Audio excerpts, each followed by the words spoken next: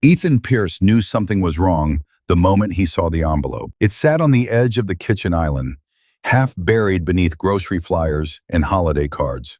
Yet it commanded the room like a loaded weapon. Thick paper, deep ivory, handwritten calligraphy that curved with deliberate elegance. It did not belong in his house. It did not belong in this moment, on a crowded December evening in Seattle, with voices overlapping, glasses clinking, and his wife laughing just a few steps away. His chest tightened. For a split second, he considered pretending he hadn't seen it. That was always his strength, control through avoidance. But his eyes betrayed him, tracing the looping capital E of his name, the unmistakable slant of the handwriting. He knew it instantly. He would have known it anywhere. This invitation, this message, should not exist. Behind him, the house pulsed with life. Friends and family filled every corner, shedding coats, arguing about parking, complimenting the food. Outside, rain tapped gently against the windows, a very Seattle kind of winter, gray, soft, unthreatening. Inside, everything looked right. Too right. Imani's voice cut through the noise, warm, confident, effortlessly in command. "Wine's on the counter," she called, "and please don't touch the candles. Those are decorative, not experimental." Laughter followed. Ethan forced a smile, lifted a glass he hadn't realized he was holding, and tried to look like a man whose world wasn't quietly beginning to tilt. Imani Pierce, his wife of 12 years, stood at the center of it all. Black silk dress, natural curls pinned back with quiet elegance, moving between guests with the ease of someone who belonged exactly where she was.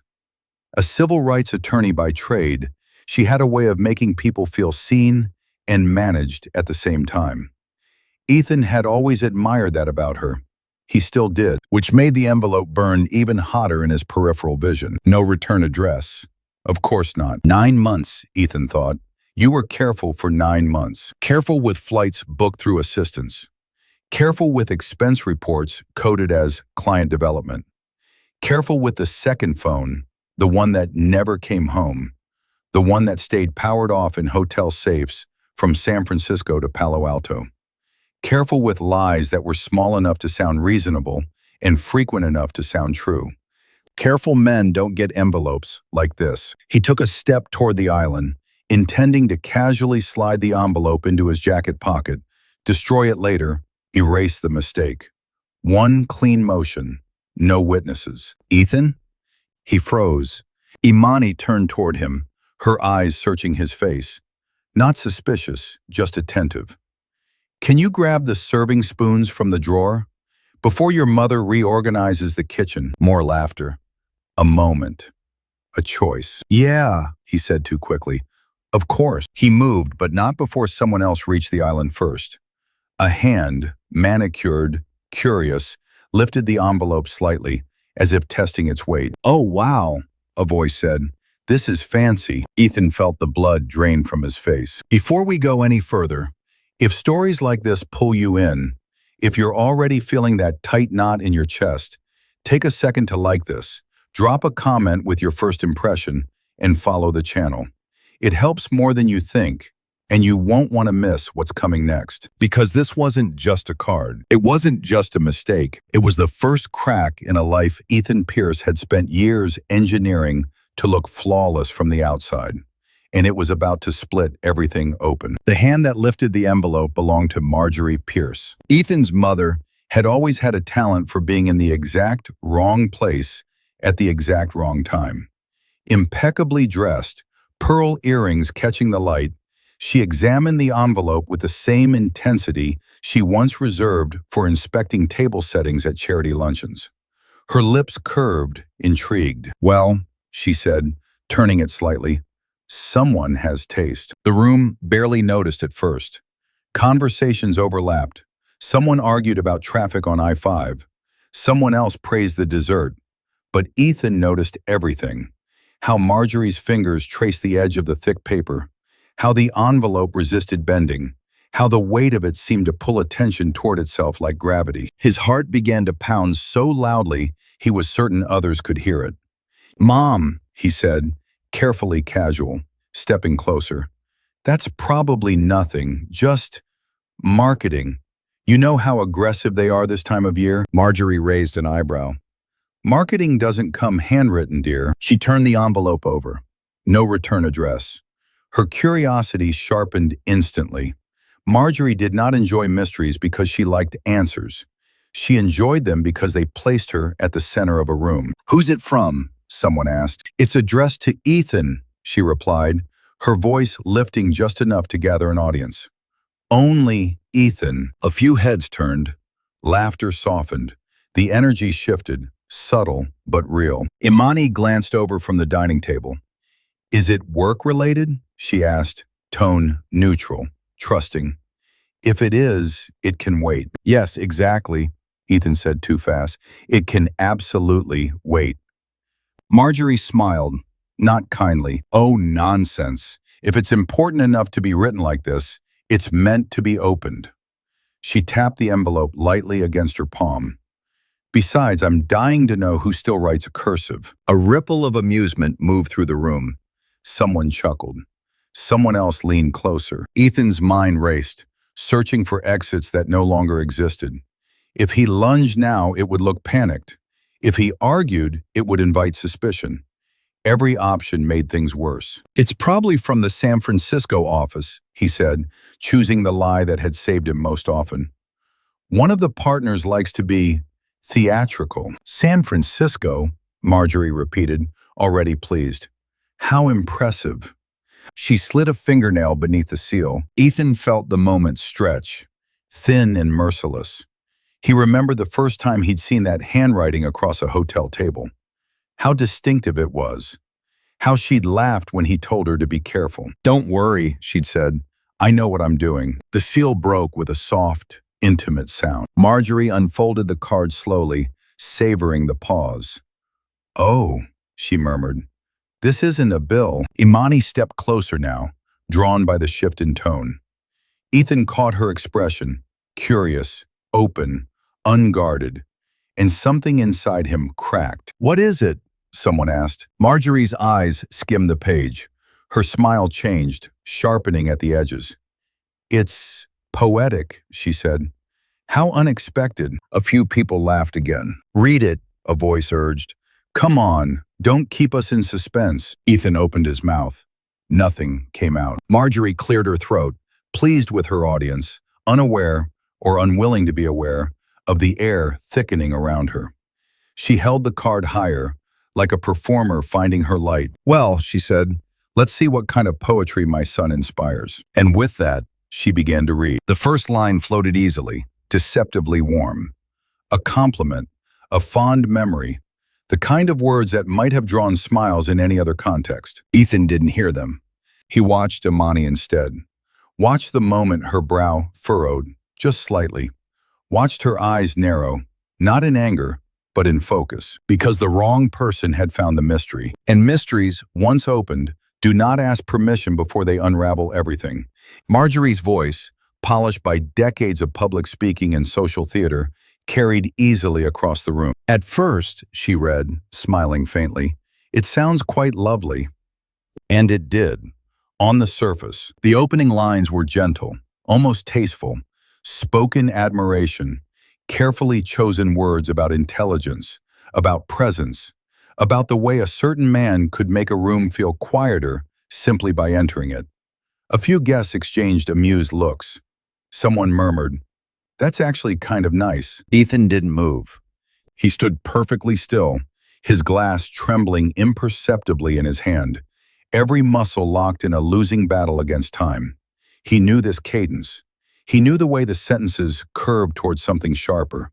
He had heard these words before, whispered, texted, written late at night and sent with confidence, masquerading as affection.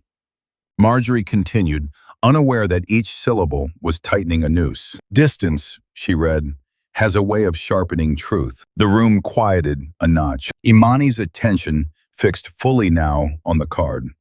Her posture didn't change, but something in her eyes did.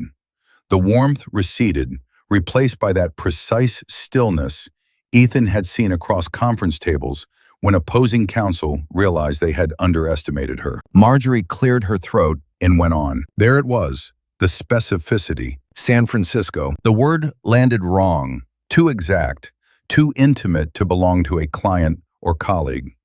A city mentioned not as a destination, but as a memory. A place where promises were made under hotel lights and reinforced with lies that sounded brave at the time. Someone shifted uncomfortably. Ethan felt a cold rush crawl up his spine. He remembered the trip. He remembered the excuse he'd given Imani. He remembered how easily she had believed him. Marjorie's voice slowed, savoring the drama she still thought was harmless. You said, she read, my life looks full from the outside, but it's hollow where it matters. Silence spread like spilled ink. Imani inhaled sharply. Not a gasp, a calculation. Her gaze moved to Ethan's face, not searching for reassurance, not pleading, but assessing. Measuring reaction against memory, matching words to behavior. Marjorie hesitated for the first time, sensing the shift but not understanding it. Well, she said lightly, trying to keep momentum, this is unexpectedly personal. No one laughed. She continued anyway. The poem stopped pretending after that. It abandoned metaphor. It named loneliness. It named longing. It named a future that did not include the woman standing 3 feet away, listening as her marriage was quietly dissected by a stranger's handwriting. Ethan felt the room closing in. He could hear his own heartbeat, could feel the weight of every eye that had begun, slowly, inexorably, to drift toward him. Imani said nothing. That was the worst part. Marjorie reached the final fold of the card. The air felt brittle now, stretched thin by anticipation and dread. Oh, she said softly, there's more. Ethan's mouth opened. His voice failed him. Marjorie read the last line, and then the postscript, her face drained of color. For a fraction of a second, the world seemed to hold its breath. I'm pregnant. The words did not echo. They didn't need to. They simply existed, heavy and irrevocable, sinking into the space between everyone present. A chair scraped against the floor. Someone whispered, "Oh my God." Imani did not move. She looked at Ethan one last time, not with shock, not with tears, but with a clarity so sharp it was almost merciful. The poem had never been romance. It had been a declaration of war, and it had just been read aloud to witnesses. The room didn't erupt the way people imagine betrayal erupts. There was no scream, no shattered glass, no dramatic collapse to the floor. There was only the terrible, unnatural quiet that follows a truth too ugly for small talk. Marjorie still held the card, her fingers suddenly clumsy around the thick paper. She looked from the handwriting to her son, then to Imani, as if waiting for someone to tell her this was a misunderstanding she could smooth over with etiquette. Her lips parted, but no sound came out. Imani stood motionless near the doorway to the dining room, one hand resting lightly on the back of a chair, like she needed a physical anchor to keep the world from tilting. Her face did not contort. Her eyes didn't widen. In fact, for a breathless moment, she looked almost absent. But inside her, everything was moving. In a single pulse of memory, she saw it all at once. Late nights that made no sense. Emergency meetings that always happened when she was busiest. The way Ethan would step outside to take calls and return smiling too hard. The smell of unfamiliar soap on his skin after conference hotels. The sudden change in the way he guarded his phone, angling the screen away as if shielding a candle from wind. She had noticed. She had filed it away. Not because she was blind, because she had chosen peace.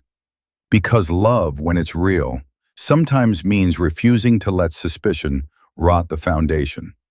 And now a burgundy envelope had dragged the rot into daylight. A cousin's toddler babbled from somewhere in the living room, blissfully unaware, the sound bright and wrong against the tension. Someone else coughed, too loud, an attempt to puncture the silence that only made it thicker. Ethan looked at Imani like a man watching the ocean pull back before a wave. "Imani," he started, voice hoarse. He tried again. "Listen," she raised her hand. Not sharply, not angrily, Just enough. That small gesture sliced the air cleanly.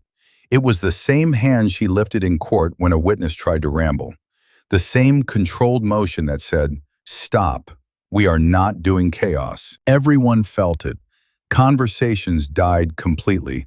Even Marjorie, who had built a life on managing perception, fell silent under the quiet authority of Imani's stillness. Imani's throat tightened. She swallowed. Her heart beat so hard she could feel it in her fingertips. Then she looked directly at Ethan. Her eyes were the darkest thing in the room. "Who is she?" she asked. 3 words. Simple. Surgical. Ethan blinked, the lie already forming. It's not what it looks like." Imani didn't flinch. "It looks like a woman knows your address," she said, voice steady, almost conversational. "It looks like she knows your travel schedule.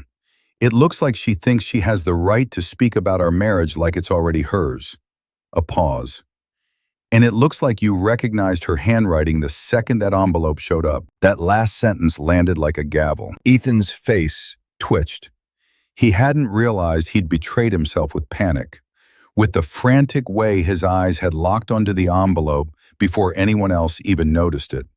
He hadn't realized his fear had been louder than any confession. "I didn't," he said weakly. Imani tilted her head slightly, studying him the way she studied contract clauses, finding the weak points, the places where truth leaked. "You did," she replied. "No accusation, no drama, just certainty.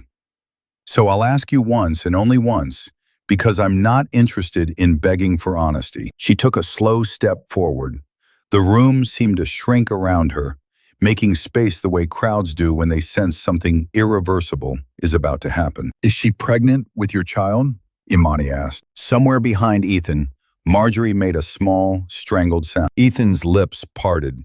He tried to speak. Nothing came. His jaw worked like a machine without power.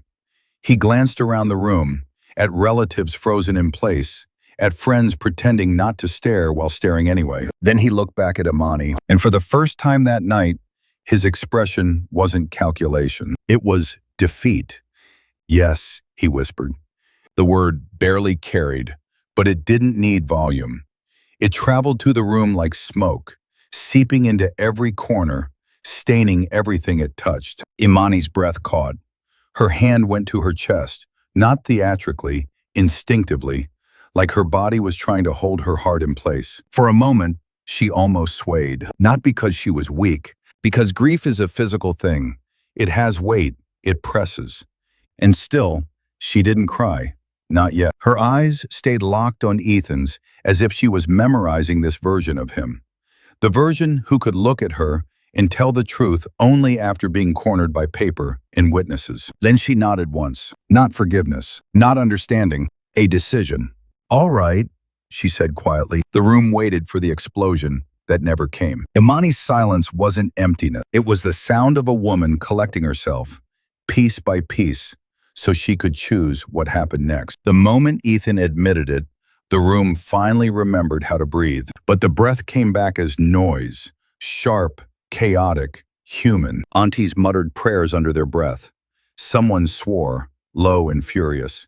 A glass clinked as a hand shook too hard to hold it steady. The toddler in the living room began to cry, startled by the sudden spike of tension, and that small sound, thin, panicked, somehow made everything feel even more brutal. Marjorie's face twisted as if she'd been slapped. "You?" she began, then stopped, because even she couldn't find the right words that wouldn't make her complicit. Uncle Ray, who rarely spoke unless he meant it, stepped forward with a slow, deliberate calm. He looked Ethan up and down like a stranger who had shown up wearing Ethan's skin. "On her night?" he said, voice quiet and lethal. "In her house? On a holiday?" He shook his head once, disgust thick in the movement. "You're not a man, you're a performance." Ethan flinched, as if struck. But the hardest thing wasn't Uncle Ray's judgment. It was Imani's stillness. She stood at the center of the collapse, not screaming, not bargaining, not pleading.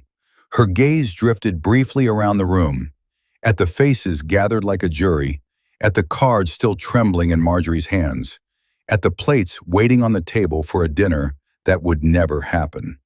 Then she looked back at Ethan, and in that look, something vanished. Not her dignity, not her strength, the softness, the part of her that had made room for him. She stepped closer to the kitchen island, moved around Marjorie without touching her, and took the burgundy card from her mother-in-law's hands. Marjorie didn't resist. She couldn't. Imani examined the handwriting for only a second. She didn't need to read it again. The damage had already been done. She folded the card once, then twice, and placed it flat on the counter like evidence. Her voice, when she spoke, was low and even. The kind of voice that didn't rise because it didn't need to. "This evening is over," she said. A few people shifted, unsure if they should help, leave, or pretend none of this was happening. It's what humans do when they witness a private tragedy in public. They look for instructions. Imani gave them. "Please," she added, softening just enough to sound humane. "Take your coats. Thank you for coming." A pause. "And I'm sorry you had to see this." The apology wasn't for Ethan. It wasn't for herself. It was for the room. For the fact that she had offered them warmth and celebration. And Ethan had turned it into spectacle. Uncle Ray moved first, like he understood protocol in disaster. He picked up his jacket, gave Imani a look of deep, aching respect, and then glanced at Ethan with something like contempt. "Call me tomorrow," he told Imani, "if you need anything." Others followed in a rush, as if leaving quickly could erase what they just witnessed. Murmured sympathy. A hand squeezed Imani's arm. A whispered, "I'm so sorry." Eyes that wouldn't meet Ethan's. He stood in the center of his own ruin, watching people he'd known for years turn their backs like doors closing. Marjorie tried to salvage control. "Imani," she said, voice tight with panic. "Let's not make decisions tonight. We can talk, privately. This is a misunderstanding." Imani's eyes flicked toward her, calm and cold. "It's not a misunderstanding," she said. "It's a confession." Marjorie's mouth snapped shut. Ethan took a step forward. "Imani, please." She lifted her hand again, the same motion as before. "Stop." He stopped. Imani turned toward the hallway closet and opened it. The sound of the door sliding back was loud in the thinning room. She reached in and pulled out a black duffel bag, one they used for weekends away. She placed it on the floor at Ethan's feet with a soft, final thud. Ethan stared at it like it was an animal he didn't recognize. "What is this?" he asked, though he already knew. "A head start," Imani replied. His throat tightened. You can't just kick me out." "I'm not kicking you out," she said, and her tone, measured, careful, was almost worse than anger. "I'm removing you from the place you broke." Ethan's voice cracked. "It's raining. It's late. Where am I supposed to go?"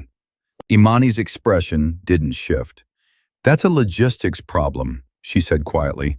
"And you've had 9 months of practice living in logistics." The cruelty of the line wasn't loud. It didn't need to be. It landed precisely where it hurt, in the machinery of his deception. Ethan's hands shook. He looked at the duffel bag, then at her, searching for the woman who used to soften when he did. The woman who believed in second chances. But Imani was no longer standing there as his wife. She was standing there as a woman protecting her future. "You have 10 minutes, she said. "Pack essentials. Then you leave." Ethan's eyes filled, not with the clean tears of remorse, but with the messy shock of consequences arriving all at once. He opened his mouth to argue, to beg, to do anything. Imani stepped back, giving him space the way a judge gives a defendant rope. "Don't," she said softly. "Don't make me watch you try to turn this into a conversation." And in that moment, Ethan understood something he hadn't understood in 9 months of lying. Imani's love had not been a weakness. It had been a choice, and tonight, she was choosing to live without him. The door closed behind Ethan with a sound that was almost polite. Not a slam, not a crack of thunder, just the soft, definitive click of a lock engaging. Imani stood still for several seconds after it happened, one hand resting against the doorframe, listening to the silence settle into the house. The voices were gone. The coats were gone. The smell of food lingered, faint and useless, like a memory that hadn't realized it was obsolete. Her knees weakened without warning. She moved slowly to the living room sofa and sat down, pressing her palms flat against her thighs, breathing in measured counts the way she had taught clients to do after verdicts went wrong. In through the nose, hold, out through the mouth. Only when she was sure she wouldn't break apart did she reach for her phone. "Kessa," she said when her best friend answered, voice low but steady. "I need you to come over. I'm fine, I just don't want to be alone." There was no hesitation on the other end. "I'm on my way." Imani set the phone down and looked around the room. The framed photos, the carefully chosen furniture, the life she had built with intention, with trust, with love. She closed her eyes, and for the first time that night, the grief surged unfiltered. It hit her in waves, hot, disorienting, violent. 12 years. 12 years of partnership, late nights, shared victories, private jokes. 12 years of believing that what they had was solid because it had been earned. A sob tore out of her before she could stop it. Then another. She cried hard and fast, the way people do when they know they can't afford to stay there too long. Because grief was allowed. Paralysis was not. When the wave passed, Imani wiped her face with the back of her hand and stood. Her body remembered what to do, even when her heart didn't. She walked down the hallway to the small office they shared, flipped on the lamp, and opened the bottom drawer of the filing cabinet.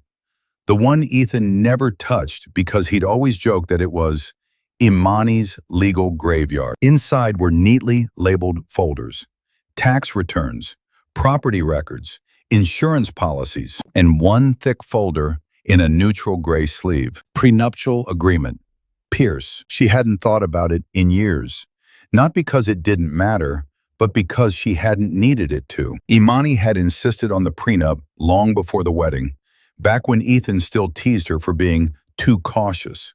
She'd smiled then and told him the truth. "I've seen too many women lose everything because they trusted love to protect them," she'd said.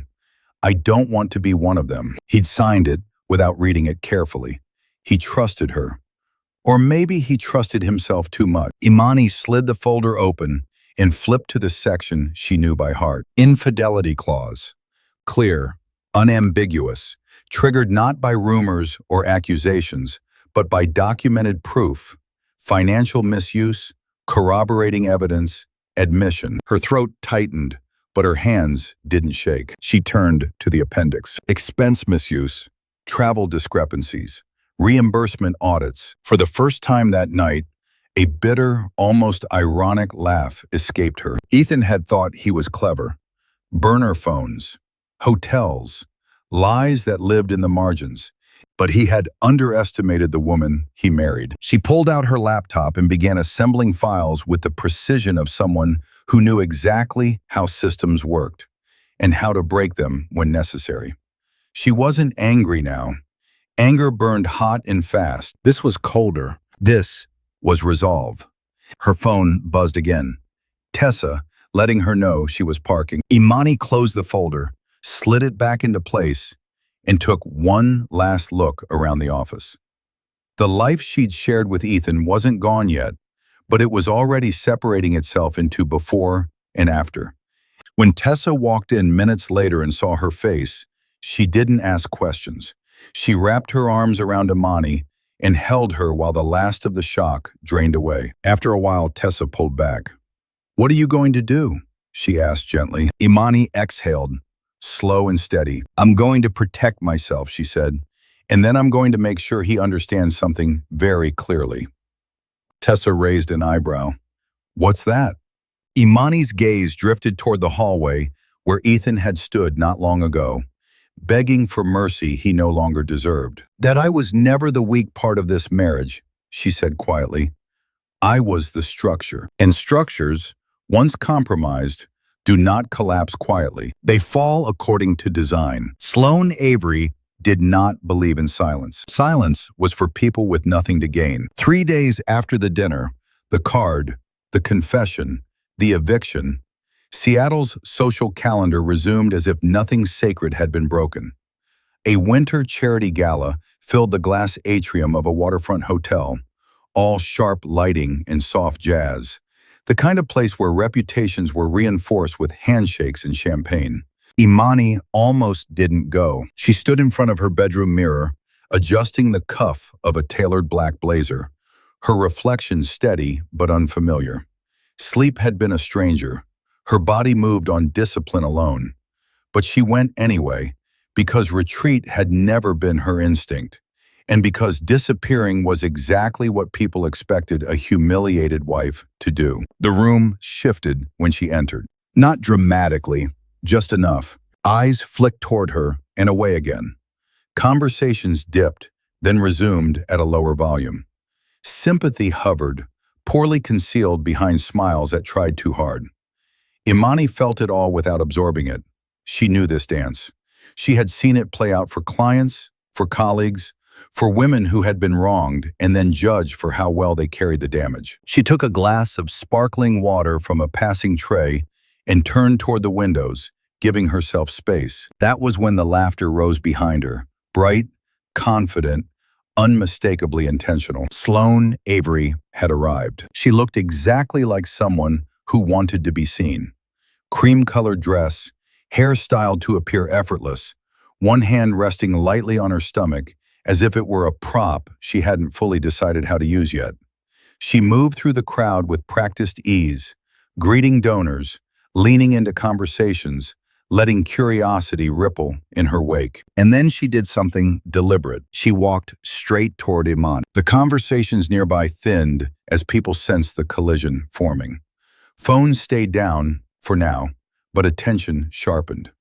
This was the kind of moment that would be retold later with embellishment. Sloane smiled first. "Imani Pierce," she said warmly, extending a hand.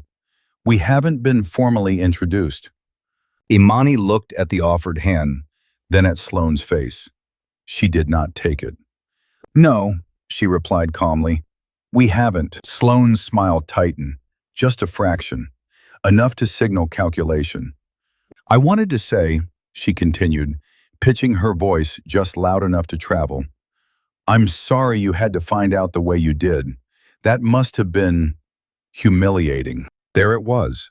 The word hung between them like bait. Imani felt the familiar heat of anger stir, but she kept her posture relaxed, her expression unreadable. "Is there something you need?" she asked. Sloane laughed softly. "I think we both know what this is about." She glanced pointedly around the room.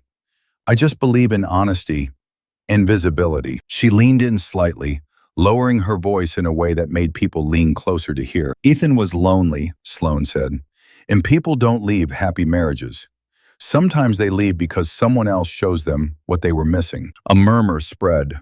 Someone gasped quietly. Somewhere behind them, a glass shattered. Imani's gaze didn't waver. "You mean you?" she said. Sloane's chin lifted. "I mean a woman who wasn't too busy winning arguments to keep her husband." The cruelty was surgical, designed for an audience. A phone appeared in someone's hand. Then another. Sloane saw it and didn't stop. If anything, she straightened, emboldened by the attention. "I know it's easier to pretend you were blindsided," she continued, voice smooth and rehearsed. "But some of us fight for what we want.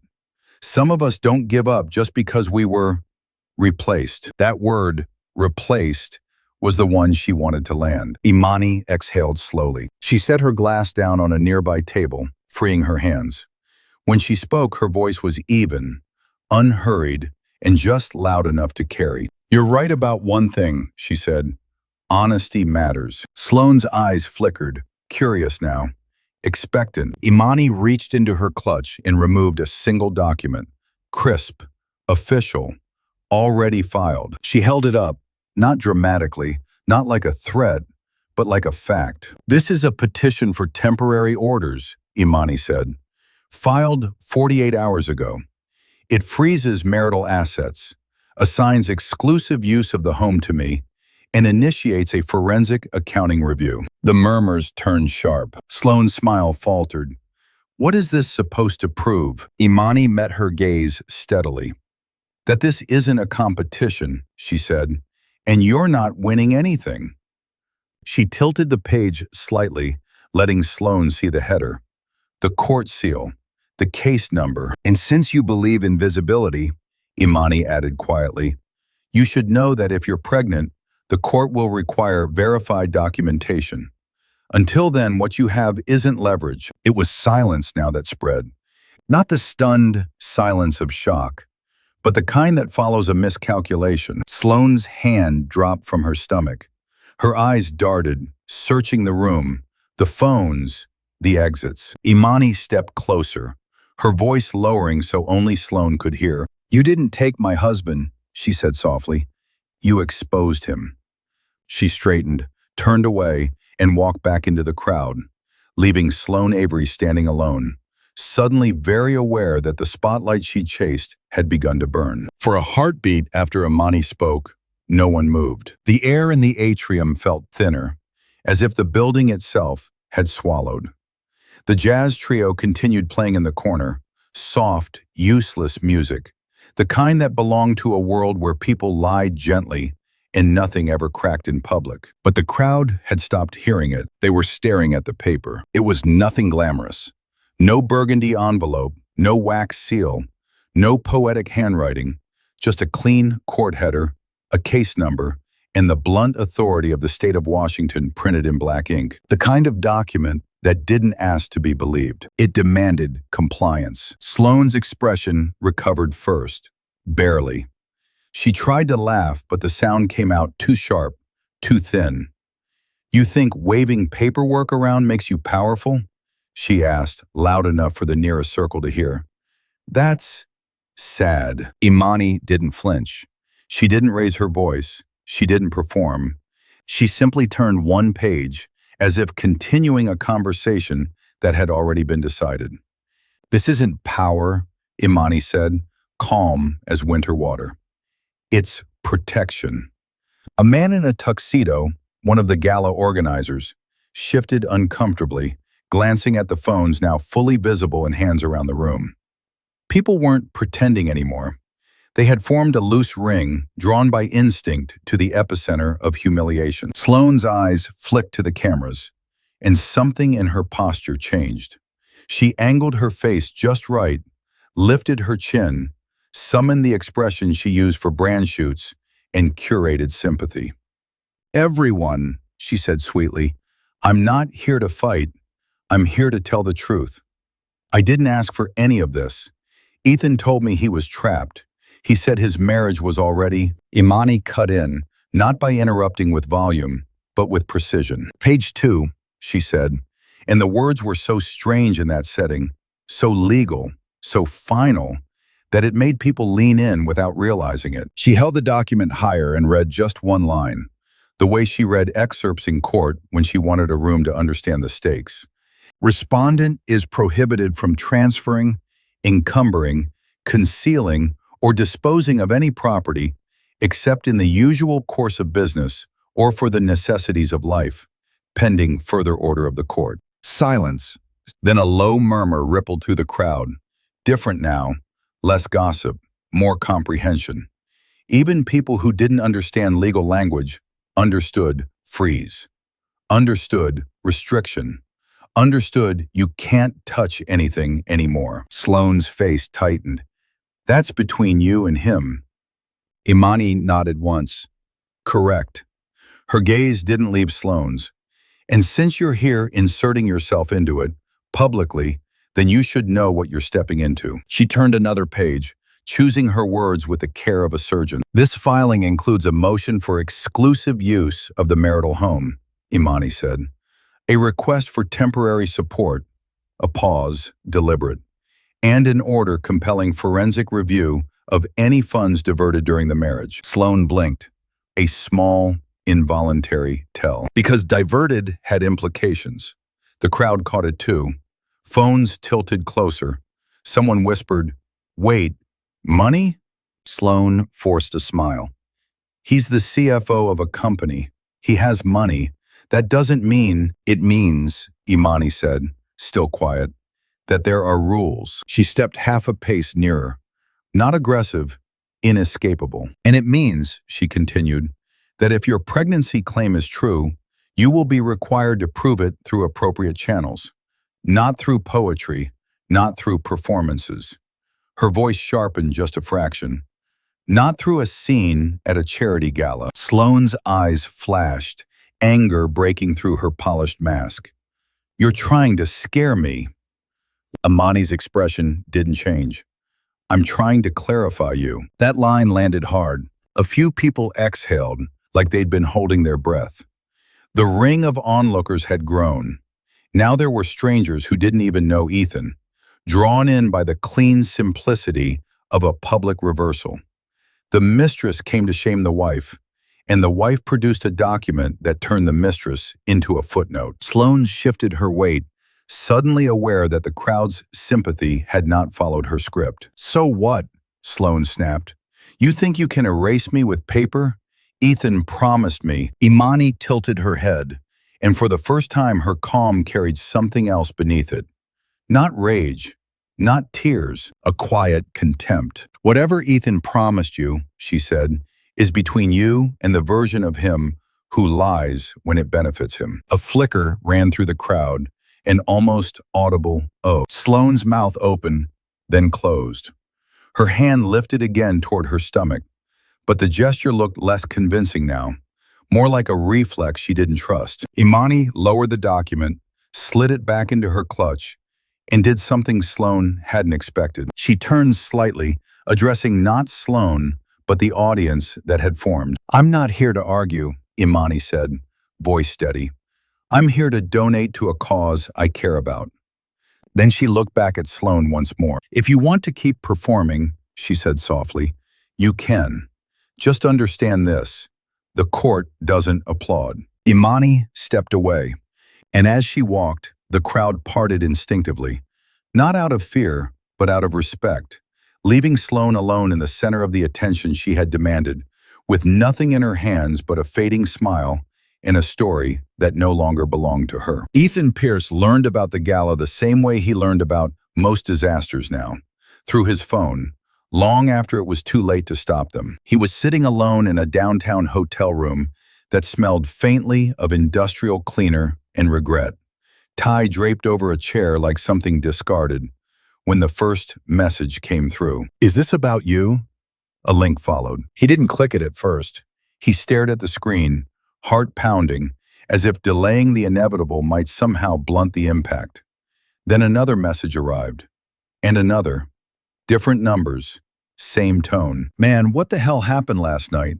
You need to get ahead of this. Board wants a call. Now. Ethan finally tapped the link. The video was shaky, shot from across the atrium, but the audio was clear enough. Sloane's voice, bright, practiced, carried over the low hum of the crowd. Then Imani's, calm, measured, devastating. He watched his wife hold up the document. He watched the crowd lean in. He watched Sloane's smile falter. Something inside him folded in on itself. It wasn't guilt, not really. That had come and gone in shallow waves over the past 9 months, easily drowned out by adrenaline and self-justification. This was something colder, heavier. This was the realization that the story was no longer his. His phone rang before the video ended. Ethan, came the clipped voice of the company's general counsel. We need to speak immediately. I'm in a meeting, Ethan lied reflexively, even as his stomach twisted. Not anymore, she replied. The board has placed you on temporary leave, effective immediately. The words landed without drama. No raised voice, no accusation, just fact. What? Ethan pushed himself up from the bed. You can't do that without... We can, she said, and we have, pending internal review. Review, the word echoed in his head as if it had teeth. This is about my personal life, he said, grasping for control. This has nothing to do with the company. There was a pause on the line, brief, telling. It has everything to do with the company, she replied. When personal behavior intersects with expense reports, travel reimbursements, and public perception, it becomes our problem. Ethan's mouth went dry. We'll be in touch, she finished. Do not contact your team. Do not issue statements. And Ethan, another pause. Get a lawyer, a very good one. The call ended. Ethan stood there, phone still pressed to his ear, listening to silence roar. His knees gave out, and he sat back down hard on the edge of the bed. This wasn't supposed to happen like this. Sloane was supposed to be discreet, controlled, a pressure valve, not an explosion. She was supposed to need him, admire him, play her part quietly while he kept his real life intact. Instead, she detonated it. And Imani had finished the job with a single document. His phone buzzed again. Sloane Avery. He hesitated, then answered. What did you do? He demanded, voice sharp with panic and fury. Sloane didn't sound shaken. If anything, she sounded amused. I told the truth, she said lightly. I thought you'd appreciate the honesty. You ambushed her, Ethan hissed. In public. Do you have any idea what this is doing to me? A soft laugh. Oh, Ethan, this was always going to be public. You just thought you'd control when. You promised me, he said. You said you understood the situation. I understand it perfectly, she replied. You're getting divorced. You're vulnerable. And now you can stop pretending this was just an escape. Ethan stood, pacing the room. You're not my future, he snapped. You were a mistake. The line went quiet. When Sloane spoke again, her voice had changed, stripped of warmth, stripped of pretense. Careful, she said. Mistakes don't pay child support. His breath caught. You don't get to threaten me, he said, trying to sound steady. I get to do whatever keeps me safe, Sloane replied. And right now, that means you cooperate. The call ended. Ethan stared at the wall, chest heaving. In the span of 72 hours, he had lost his home, his standing, and now his career. His wife had outmaneuvered him. His mistress had turned adversary, and everyone else, friends, colleagues, even his own mother, had gone silent, as if he were a risk they couldn't afford to touch. His phone lit up one last time. An email from Imani's attorney. Subject, notice of temporary orders and asset restrictions. Ethan closed his eyes. This was his second collapse. The first had been emotional, messy, humiliating. This one was structural, and it was far more dangerous. Sloane Avery watched the video again in the privacy of her apartment. The sound muted this time. She didn't need to hear the words. She knew them by heart already.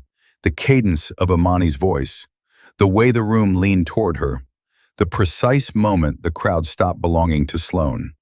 What mattered now was the image.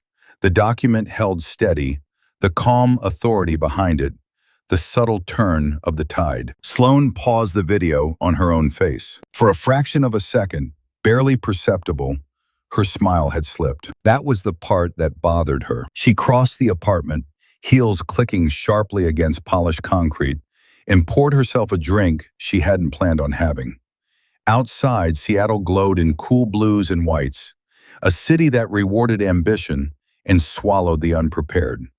She had learned that lesson early. People like to think women like her were reckless, emotional, led by romance. Sloane knew better. She hadn't chased Ethan Pierce because she loved him. Love was unreliable. Love was a story people told themselves when they wanted to excuse bad decisions.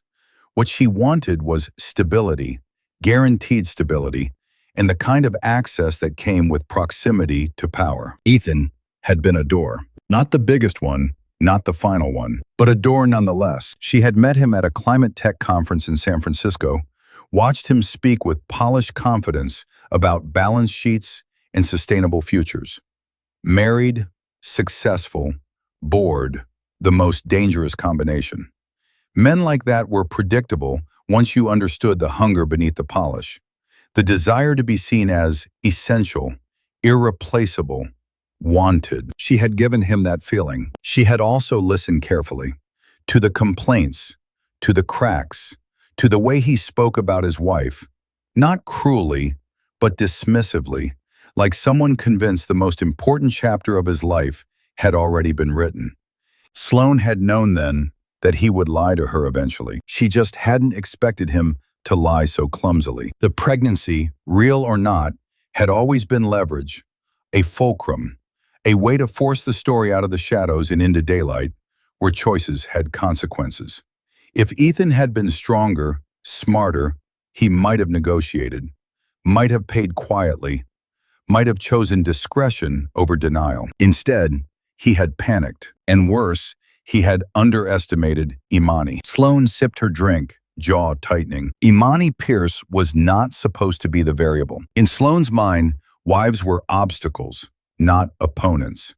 Emotional, distracted, focused on damage control and dignity, they cried, they retreated, they protected appearances. They did not file airtight motions within 48 hours. They did not weaponize calm. Sloane replayed the moment Imani had said, "The court doesn't applaud." The line still stung. Her phone buzzed on the counter. A message, not from Ethan. From G, "We need to talk. Now." Sloane didn't respond immediately. She finished her drink first, savoring the burn.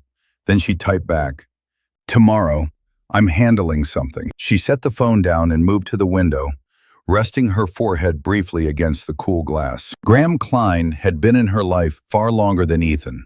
Older, wealthier, married in a way that was more contract than romance. He had taught her the real rules, how money moved quietly, how favors were currency, how discretion was worth more than affection. Graham was security. Ethan had been optional. The problem was that optional pieces became dangerous when they started believing they were central. Sloane straightened, smoothing her dress, recalibrating. She had lost a round, not the game. The narrative had slipped, but narratives could be reclaimed with the right pressure, the right timing. Imani thought the document ended it. Ethan thought the truth had ruined him. They were both wrong. Sloane picked up her phone again and opened her calendar, eyes narrowing as she scrolled through upcoming appointments, doctor's visits, meetings, carefully placed markers that told a story whether it was true or not. She would adapt. She always did. Because Sloane Avery wasn't driven by love or spite. She was driven by survival. And survival, she knew, was never clean. It required motive. And motive, once revealed, was only dangerous to people who didn't know how to use it. Imani Pierce did not mistake momentum for victory. The morning after the gala, she sat at her kitchen table with a mug of untouched coffee cooling between her hands. The city outside still gray and wet, as if Seattle itself were holding its breath. The house was quiet now, not the awkward quiet of abandonment, but the deliberate quiet of control returning, inch by inch. Her phone buzzed constantly, messages she didn't answer. Headlines she didn't open. Sympathy disguised as curiosity. Curiosity disguised as concern. She ignored all of it because attention was a currency and she refused to spend it recklessly. Instead, she opened her laptop and joined a secure video call. 3 faces filled the screen. Her attorney, a forensic accountant, and a digital forensics consultant she trusted with her life. Or at least with the truth. "Let's be precise," Imani said, her voice calm but unmistakably firm. "I don't want spectacle. I want containment." Her attorney nodded. "Temporary orders are holding. Assets are frozen pending review. Ethan's counsel is scrambling." "Good," Imani replied. "Let them scramble." The accountant shared his screen, spreadsheets cascading into view. "We flagged irregularities," he said. "Travel reimbursements that don't align with company policy. Hotels booked outside approved vendors. Gifts coded as client development." Imani felt the ache in her chest sharpen. Not surprise, but confirmation. "How much?" she asked. "Enough to matter," he said carefully. "Enough to establish a pattern." She closed her eyes briefly, then reopened them. "Document everything." The consultant cleared his throat. "There's more," he said. "We traced several payments connected to Sloane Avery. Rent, discretionary spending. They don't originate with Ethan." Imani leaned forward. "Then who?" "A Shell LLC," he replied. "Registered in Washington, managed through a trust." Imani's pulse quickened, not with panic, but with clarity. "Can you identify the principal?" "Not yet," he said. "But we're close." She nodded. Keep going. When the call ended, Imani sat back, letting the silence settle again. This was the part people never saw, the work behind composure, the hours spent turning pain into strategy. She thought of Ethan, flailing between lawyers and headlines, mistaking noise for action. She thought of Sloane, rehearsing narratives, believing the loudest story would win. They were playing checkers. Imani was playing something else entirely. Her phone rang.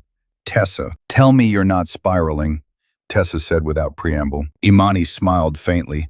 I don't spiral, she said. I organize. A pause. That's somehow worse. Imani laughed softly, the first real laugh in days. I'm okay, she added. I'm just focused. After the call, she stood and walked through the house, noting what she would keep, what she would change. The walls no longer felt like shared territory. They felt like hers. She paused in the doorway of the office, fingers brushing the edge of the filing cabinet, and allowed herself one moment of grief. Quiet, private, unobserved. Then she closed the door. By afternoon, her attorney forwarded a new filing from Ethan's side, an attempt to soften terms, to reframe the affair as mutual estrangement. Imani read it once, expression unreadable, then typed a response so concise it bordered on ruthless. Denied. Proceed with discovery. She hit send. As evening fell, the consultant's message arrived. We have a name. Imani stared at the screen, breath steady. She didn't open the attachment right away. She didn't need to rush. Power, she knew, wasn't about speed. It was about timing. Outside, the rain intensified, streaking the windows like tears the city was willing to shed on her behalf. Imani watched it for a moment, then finally clicked the file. The counter game had begun, and this time, she was several moves ahead. Imani didn't open the file immediately. She let it sit on her screen while the rain pressed harder against the windows, the city blurring into streaks of silver and gray. Names had weight. Once you learned them, you couldn't unknow them. She had learned that early in her career, how a single proper noun could shift power from rumor to reality. When she finally clicked, the room seemed to sharpen. Graham Klein, age 62, managing partner of Klein Harbor Group, married, 2 grown children. Net worth, the kind people stopped counting out loud. Imani exhaled slowly. The consultant's notes scrolled beneath the name. Clean, meticulous, devastating. An LLC registered in Washington, another in Delaware. Rent payments routed through both, landing neatly in the account tied to Sloane Avery's apartment. Travel reimbursements that matched Sloane's social media posts within hours. A pattern that didn't scream accident. This wasn't support. It was sponsorship. Imani closed her eyes, not in triumph, but in recalibration. The board shifted in her mind. Sloane wasn't an outlier anymore. She was a node. And Ethan had never been the center of this web. He'd been a spoke, convenient, disposable. Her phone buzzed. A secure message from the consultant. There's more. A second attachment opened. Timestamps, metadata, and a transcript of a voicemail. Sloane's voice, softened, intimate, unmistakably directed at someone she trusted. I miss you, the transcript read. Christmas was quiet without you. Call me when you land. The date was circled in red. The same day Sloane had sent the card to Imani's house. Imani felt something settle in her chest. Not anger, not satisfaction. Understanding. Sloane hadn't acted out of passion. She'd acted out of impatience. Her primary benefactor had been out of town, unreachable, and she had activated a contingency plan. Ethan. Imani forwarded the files to her attorney with a single line. Prepare options. Then she did something unexpected. She called Ethan. He answered on the third ring, voice raw. What? I know about Graham Klein, Imani said. Silence. Then a sharp inhale. About who? Don't insult both of us, she replied evenly. I know where Sloane's money comes from. I know you're not the only one she's been seeing, and I know that changes everything. His voice dropped. Why are you telling me this? Imani leaned back in her chair, gaze steady on the city. Because you're flailing, she said, and because I don't benefit from watching you burn blindly. A bitter laugh. You've already won. No, she corrected. I've stabilized. Another pause. What does Klein have to do with me? Everything, Imani said. If Sloane is financially dependent on another married man, her claims shift. Her narrative weakens. And if there's a question of paternity, real or implied, your exposure changes. You're saying the baby might not be mine. I'm saying the court will ask that question, Imani replied, and so will Klein. Ethan swore under his breath. Jesus. Imani's voice softened, not with pity, but with clarity. You don't get absolution from me, Ethan, but you do get this advice. Stop reacting. Start listening to your lawyer. And do not confront Sloane. She's destroying me. She's surviving, Imani said. There's a difference. She ended the call before he could respond. That night across the city, Sloane stood in her apartment, staring at her phone, rereading a message she hadn't expected to receive. We need to talk. Immediately. Graham. Her fingers tightened around the glass in her hand. She had wanted leverage. She had wanted urgency. What she hadn't wanted was exposure. For the first time since she'd sent the card, a thin thread of fear crept into her chest. Graham Klein did not like surprises. He liked control. And someone, she didn't yet know who, had disturbed the balance. Across town, Imani shut down her laptop and turned off the lights, moving through the house with quiet certainty. The pieces were on the table now. And the most dangerous man in the story had just been invited into the game. By the end of the week, everyone wanted something from Ethan Pierce. His lawyer wanted restraint. The board wanted distance. Sloane wanted money. And the courts wanted answers. Ethan sat in a glass-walled conference room overlooking Elliott Bay. The city spread out below him like a life he could see, but no longer touch. His attorney spoke steadily, carefully, as if tone alone could keep the situation from combusting. Sloane's counsel is proposing a private settlement, she said. Confidential, lump sum, no admission of paternity for now. Ethan rubbed his temples. How much? She slid a number across the table. He laughed once, sharp and hollow. She thinks I'm still the man I was 2 weeks ago. His lawyer didn't smile. She thinks you're afraid of public litigation.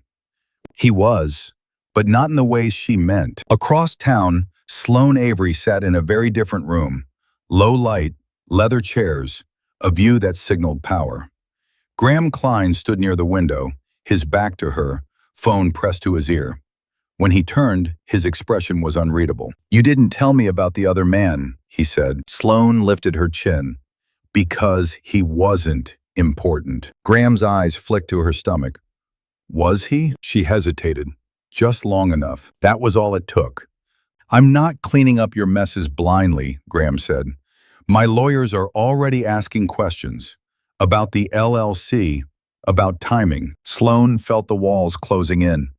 You said you'd protect me. I said I'd protect myself, he corrected. Those aren't the same thing. The door opened. His attorney entered, nodding politely to Sloane before turning to Graham. We've drafted a proposal, she said, a global settlement, quiet support. In exchange, Miss Avery steps back from all claims against Mr. Pierce. Sloane's breath caught. You're cutting me out? We're containing damage, Graham replied coolly, which you seem determined to spread. The trap was closing, and she could feel it. Back in Seattle, Ethan's phone buzzed. A message from Sloane. We need to talk.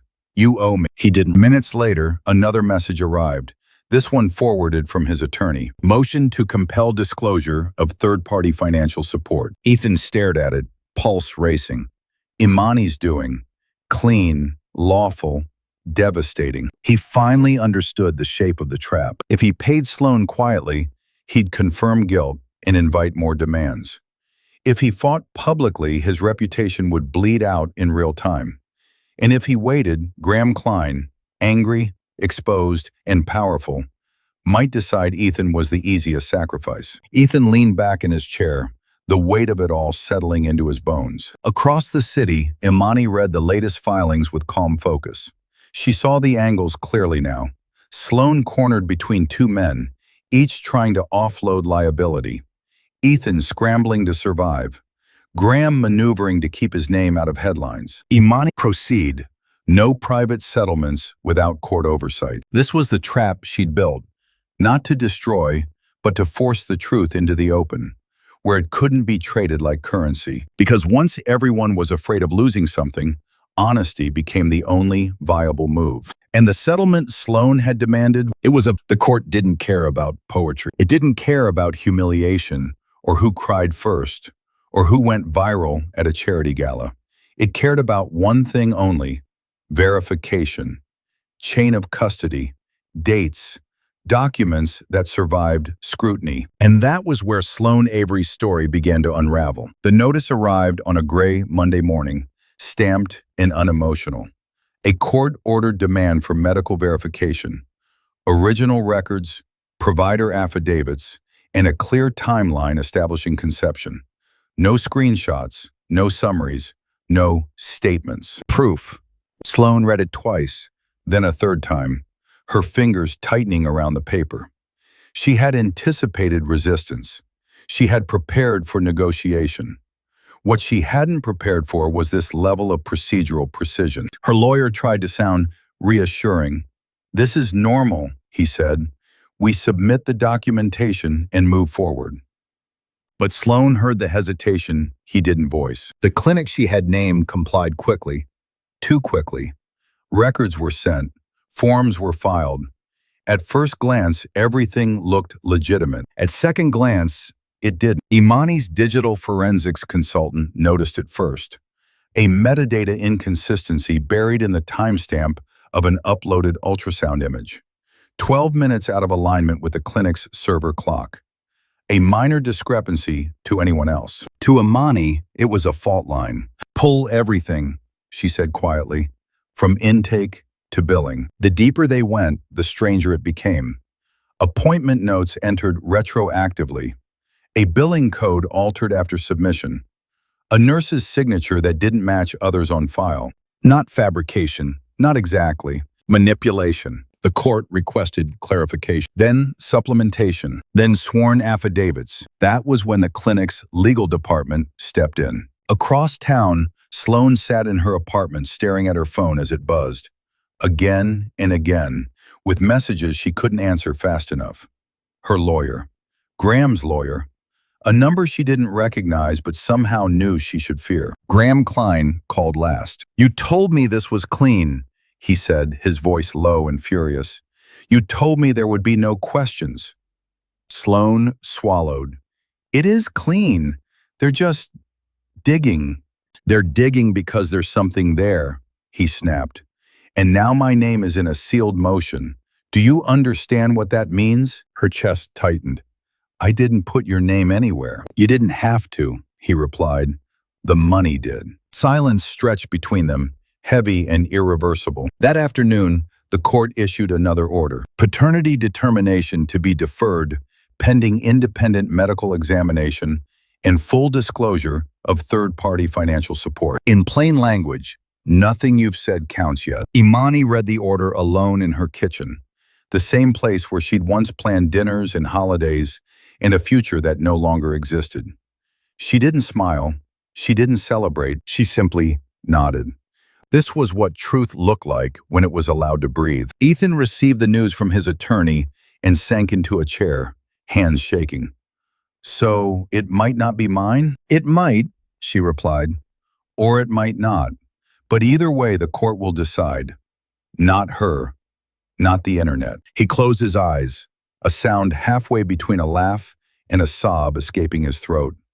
For the first time since the envelope appeared, something like clarity cut through the panic. Sloan, meanwhile, stood in a bathroom she no longer trusted, staring at her reflection.